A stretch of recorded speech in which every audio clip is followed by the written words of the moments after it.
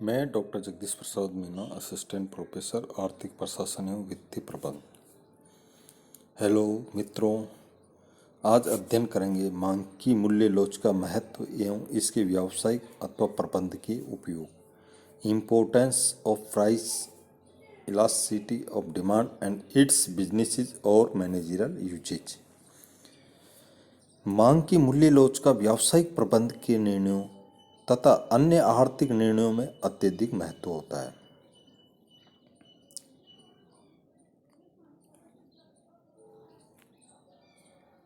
प्रबंध के निर्णयों में मांग की लोच का अनेक प्रकार से उपयोग होता है।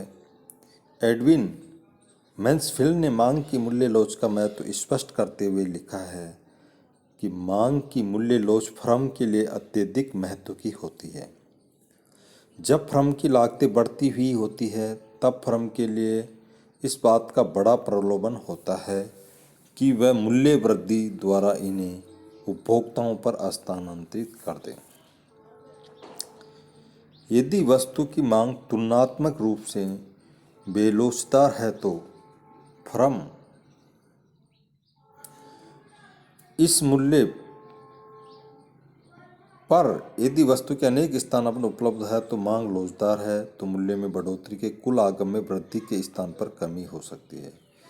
परिणाम स्वरूप लाभ मूल्य बढ़ने के स्थान पर घट सकते हैं। इसी प्रकार अनेक बार व्यापारियों को आश्चर्य होता है कि मूल्यों में कमी से सफलता नहीं मिलती है। ये केवल इसी तथ्य का प्रतिबिंब है कि मांग तुलनात्मक रूप से बेलोचदार है। एक व्यापारी को अपनी मांग लोचदार होने पर मूल्य थोड़ा सा कम रखना चाहिए, जबकि मांग बेलोचदार होने पर अपेक्षाकृत अधिक मूल्य रखना चाहिए। ऐसा करने पर ही उसके लाभ अधिक हो सकते हैं। मांग की लोच का सबसे महत्वपूर्ण प्रबंध की उपयोग विभिन्न बाजार स्थितियों में मूल्य निर्धारण के लिए किया जाता है। मांग की लोच का महत्व निम्नलिखित शीर्षकों में देखा जाता है, जो निम्न प्रकार है। फर्स्ट है मूल्य निर्धारण में मांग की मूल्य लोच का महत्व। Importance in price determination. मांग की लोच की धारणा बाजार की विभिन्न स्थितियों में मूल्य निर्धारण में निम्न प्रकार सहायक सिद्ध हो सकते हैं। एकाधिकारी के लिए सहायक।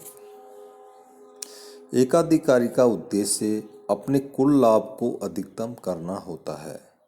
इस उद्देश्य की पूर्ति के लिए वह बेलोचदार मांग की वस्तुओं के मूल्य ऊंचे रखता है तथा लोचदार मांग की वस्तुओं का मूल्य नीचे रखता है।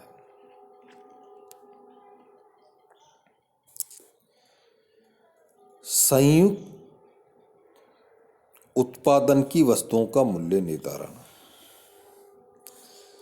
एक उत्पादक जब अनेक वस्तुओं का एक साथ उत्पादन करता है और उसके लिए अलग अलग वस्तुओं के लिए लागतों का विभाजन संभव नहीं हो सकता, अतः वह वस्तुओं का मूल्य लागत के अनुपात में नहीं बल्कि उनकी मांग की लोच के अनुसार निर्धारित करेगा।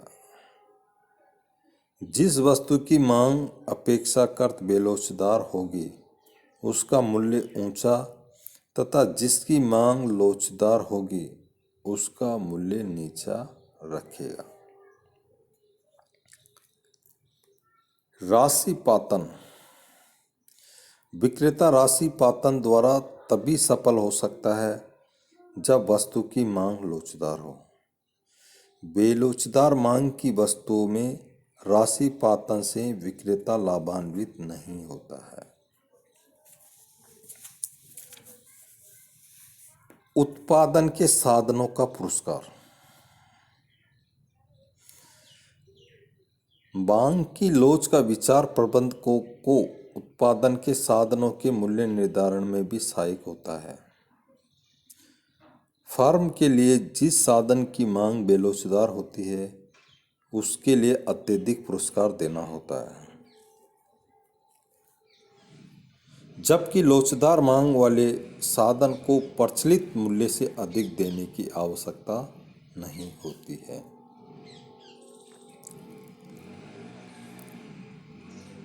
सेकंड है सरकारी नीतियों के निर्धारण में मांग की लोच का महत्व। Importance in government policy formulation. सरकार की विभिन्न क्षेत्रों के लिए नीति निर्धारण में मांग की लोच का विचार अत्यंत महत्वपूर्ण भूमिका निभाता है। उद्योगों को संरक्षण प्रदान करते समय जब किसी उद्योग को विदेशी प्रतियोगिता का अत्यधिक भय होता है, तब वह सरकार से संरक्षण की मांग करता है। सरकार एक उद्योग को संरक्षण प्रदान करते समय अथवा आर्थिक सहायता देते समय मांग की लोच का अध्ययन करती है तथा उन्हीं सार्वजनिक सेवाओं जिनकी मांग लोचदार होती है, फलस्वरूप वे विदेशी प्रतियोगिताओं का सामना नहीं कर सकते जब तक उनको आर्थिक सहायता देकर उनकी वस्तुओं के मूल्य कम न कर दिए जाएं अथवा भारी शुल्क लगाकर आयात वस्तुओं के मूल्य बढ़ा न दिए जाएं। नेक्स्ट, सार्वजनिक सेवाओं पब्लिक यूटिलिटीज का निर्णय करते समय सरकार कुछ उद्योगों की मांग की लोच के अध्ययन के आधार पर ही उन्हें सार्वजनिक सेवाएं घोषित करने का निर्णय लेती है।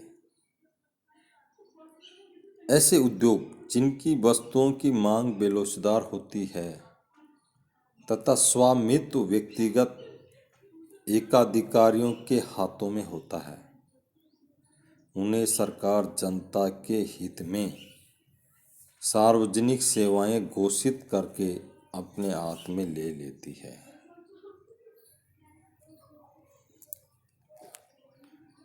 वित्त मंत्री के लिए उपयोगी।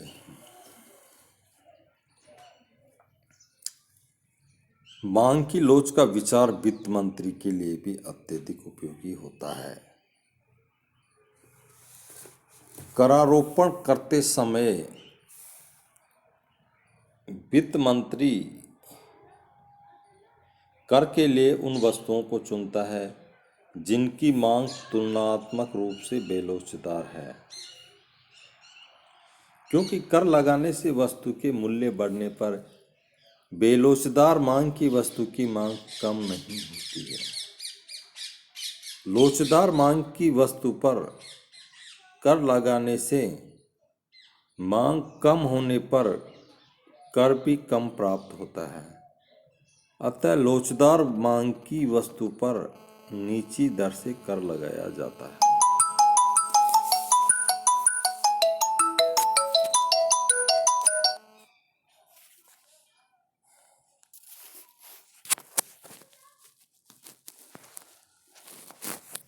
जिसके द्वारा यह संभव नहीं है। समर्थक मूल्य नीति में निर्धारण में सहायक।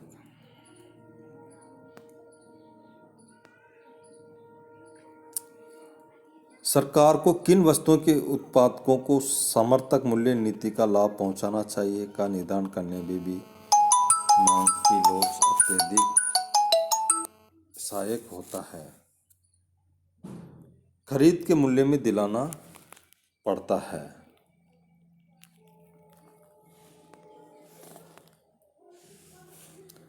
उत्पत्ति के साधनों के पुरस्कार निर्धारण में सहायक। उत्पत्ति के किसी साधन विशेष के पुरस्कारों के निर्धारण में भी मांग की लोच का विचार सहायक सिद्ध होता है। एक उत्पादक उत्पत्ति के उन साधनों को अधिक पुरस्कार देता है जिनकी मांग उसके लिए बेलोचदार है, तथा लोचदार मांग वाले साधनों को कम पुरस्कार दिया जाता है। उत्पत्ति के जिन साधनों की एक उद्योग के लिए मांग अधिक लोचदार होती है, उन साधनों द्वारा हड़ताल की धमकी अधिक उपयोगी सिद्ध नहीं होती है। विभिन्न वस्तुओं के परिवहन भाड़े की दरों के निर्धारण में महत्वपूर्ण। परिवहन कंपनियां तथा रेलों द्वारा विभिन्न वस्तुओं के लिए भाड़े की दरों के निर्धारण में भी मांग की लोच का विचार महत्वपूर्ण होता है। उदाहरण के लिए रेलें उन वस्तुओं के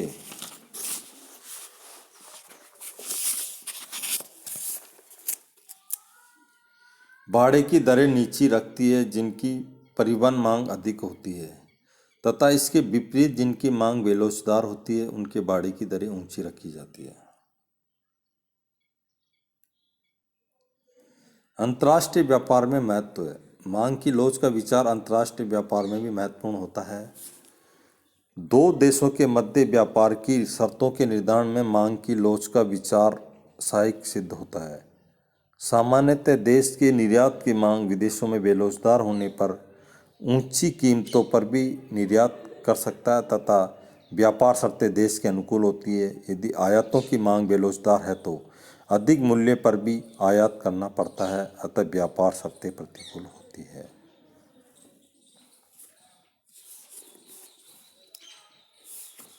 मांग की आय लोच का महत्व है।